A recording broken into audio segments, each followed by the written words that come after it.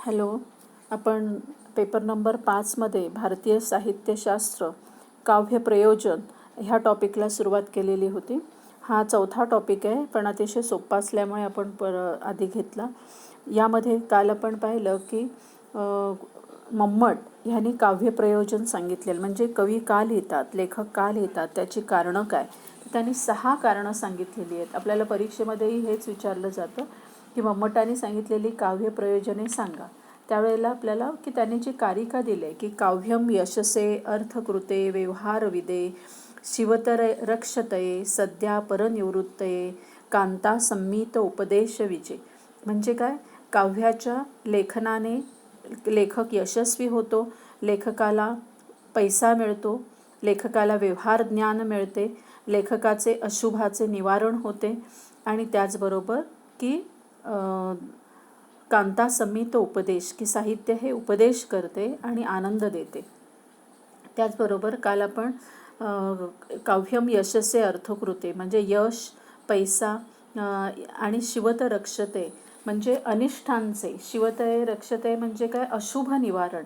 जर आपल्यावरती काही अरिष्ट आलं तर त्या अशुभाचं निवारण जे आहे, म्हणून तुम्हाला वेगवेगळी उदाहरणं काल दिली की कशा पद्धतीने कृष्ण दयार्णव हा एक होता की ज्याला कुष्ठरोग झाला. मग त्याला हरिवरदा हा ग्रंथ, पंडितांनी काय सांगितलं की देवाची स्तुती कर, मग हरिवरदा नावाचा ग्रंथ लिहिल्यावर तो बरा झाला. आता ही सगळी जी प्रयोजनं आहेत ना, आज असा कुठचा ग्रंथ वाचून काही करोना वगैरे दूर होणार नाही, पण ही त्या काळातली प्रयोजनं होती की कर्मधर्म संयोगाने ते झालं आणि म्हणून की लेखकाने ते लिहिल्यामुळे त्याचा रोग दूर झाला. अशा पद्धतीचं एक भूतकाळामध्ये होऊन गेलेल्या ह्या आख्यायिका सांगितल्या जातात. आजचा ह्याच्याशी काहीही एक संबंध नाही, लक्षात. अशुभ निवारणानंतर त्यांनी एक प्रयोजन सांगितलं की व्यवहार ज्ञान, त्याला तो म्हणतो व्यवहार विदे. व्यवहार विदे मम्मट काय म्हणतो की आपल्याला लेखक असं काही लेखन करतात की ज्यामुळे आपल्याला व्यवहार ज्ञान, आपण काय सांगतो कॉमन सेन्स, व्यवहार ज्ञान, की साध्या साध्या गोष्टी आहेत की वस्तू घेत असताना, विकत घेताना ती कशी घ्यावी, तर आपण त्याची किंमत आणि वस्तूचा टिकाऊपणा हे सगळं जसं बघतो, तसं व्यवहार ज्ञान म्हणताना की सामान्य ज्ञान आपल्याला कुठून मिळतं, ग्रंथांमधून मिळतं. म्हणून त्या काळामध्ये राजेरजवाड्यांचा काळ होता आणि त्या काळामध्ये विशेषतः आपल्याला असं दिसेल की राजदरबारामधला व्यवहार जो आहे त्याला तो अपेक्षित आहे. त्याला कुठचा अर्थ मम्मटाला अपेक्षित आहे की त्या काळामध्ये राजदरबारामध्ये कसं वागायचं, राजाच्या दरबारात गेल्यानंतर काही ताठ मान करून सरळ चालत जायचं नाही, तर कशा पद्धतीने दरबारामध्ये त्या राजाला लावून नमस्कार करायचा, बसण्यासाठी पण प्रत्येकाच्या श्रेष्ठतेनुसार जे आसन आहे, म्हणजे सगळे राजदरबारातले व्यवहार जे आहेत. राजा न्यायनिवाडा कसा करतो, त्या न्यायनिवाड्यामध्ये कशा पद्धतीने सगळ्यांना बसवलं जातं, लोकसमुदायासमोर कशा पद्धतीने, हे सगळे जे नियम आहेत त्या संदर्भात तो म्हणतो की त्या संदर्भात त्या काळामध्ये त्याला व्यवहार ज्ञान, की ते सर्वसामान्य लोकांना नसतं, तर ते त्या काळातल्या व्यवहार ज्ञान जे आहे ते लेखक त्या काळात लेखन करत असलेल्या ग्रंथातून मिळत असतं. म्हणजे जीवनाला उपकारक असलेले सगळे विषय व्यवहार ज्ञानात येतात. असं होत नाही की हा विषयच आहे तोच विषय आहे. जसं आपल्याला दिसेल रामचरित्रामध्ये, म्हणजे रामाचं चरित्र, रामायण वाचल्यानंतर काय काय लोकांना त्याच्यातून व्यवहार ज्ञान मिळतं, तर कसं सत्य वागावं, राजा कसा न्यायप्रिय असावा, लोकमताचा आदर करणारा असावा, की ज्याची उदाहरणं तुम्हाला दिसतात की कशा पद्धतीने सीतेवर संशय घेतलेला आहे एका परिटाने, धोब्याने, तरीसुद्धा तिला अग्निदिव्य जे आहे ते कसं करावं लागलं. आता पतीचा विश्वास होता का, तो होता, पण तरी प्रश्न कोणी विचारलेला आहे, जनतेने, आणि त्यांच्यास्तव त्यांनी कशा पद्धतीने तिची सत्वपरीक्षा घेतली. आता यावरून ही सगळी जी व्यक्तिरेखा आहेत त्यावरून आपल्याला की राजा जो आहे हा त्याच्या राजनिष्ठेशी बांधला असला पाहिजे. ही माझी पत्नी आहे, हा माझा भाऊ आहे, म्हणजे मी त्याला माफ करेन किंवा त्याच्यात काय, असं नाही. आलं लक्षात. तर तसंच तुम्हाला महाभारतामधल्या सगळ्या व्यक्तिरेखांमध्ये दिसेल की धर्मराजाची कशी सत्यनिष्ठा होती, तो सत्यासाठी कसं वागत होता. द्रौपदीची आहे कशी मानी होती, तिने शेवटपर्यंत आपले मोकळे केस जे आहेत ते तिने काय केले, बांधले नाहीत, तिने शपथ घ्यायला लावलेली होती. भीम कसा उतावळा होता, धृतराष्ट्र जो आहे तो कसा मुलांच्या प्रेमाने आंधळा झालेला होता. गांधारी जी आहे ती कशी पतिव्रता होती. कर्ण कसा उदार होता पण अहंकारी होता. शकुनी कसा कपटी होता, आपल्याला माहिती आहे शकुनी मामा. आणि त्याचबरोबर दुष्ट आणि भित्रा पण होता. आणि भीष्म आणि द्रोणाची कसा पैशासाठीचं दास्य स्वीकारलेलं होतं. अश्वत्थामा कशी सुडाची भीषण भावना घेऊन वागतो. ह्या सगळ्या ज्या अनेक परस्पर विरोधी व्यक्तिरेखा आहेत ना, यामधून आपल्याला मानवी जीवनामध्ये कसं वागायचं, मानवी जीवनामध्ये वागत असताना कशा पद्धतीने खाचखळगे येतात, त्याला त्या लोकांनी कसं तोंड दिलं, मग आपण त्याच्यातून काय शिकायचं. तर जसं नटसम्राटसारखं आत्ताचं नाटक आहे ज्यामध्ये तुम्हाला दिसेल की कुसुमाग्रजांनी म्हणजेच वि वा शिरवाडकरांनी लिहिलेलं. त्यामध्ये ते काय म्हणतात की वृद्धाने हातचं ठेवून राहावं, म्हणजे म्हातारपणी पैसा हाताशी ठेवावा, सगळं वाटून देऊ नये मुलांमध्ये.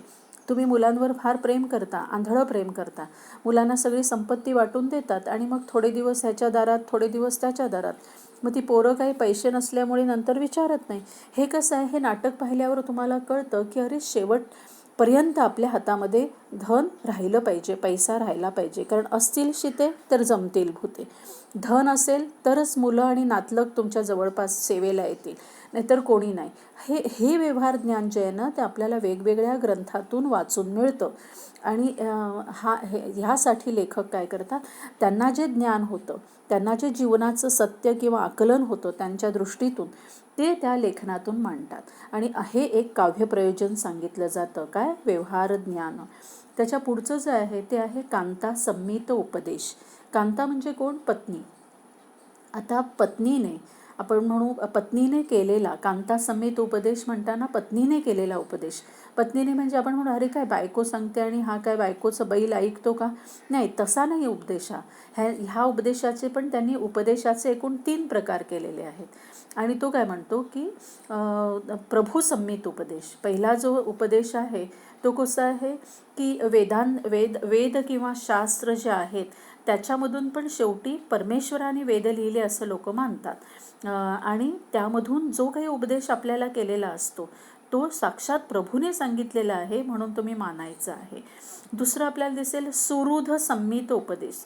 सुहृद संमित उपदेश म्हणजे कोण, मित्र. सुहृद म्हणजे काय, तुमचंच भलं बघणारे, तुमचा मित्र.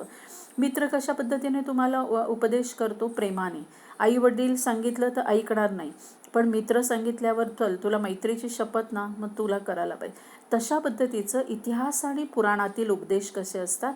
आपण जो इतिहास वाचतो, शिवाजी महाराजांचा इतिहास, संभाजीचा इतिहास, ह्या सगळ्यांमधून आपल्याला कळतं की कशा पद्धतीने परस्त्री ही माते समान असावी. सर्व धर्मांना त्यांनी आपल्या राज्यामध्ये स्थान दिलेलं होतं.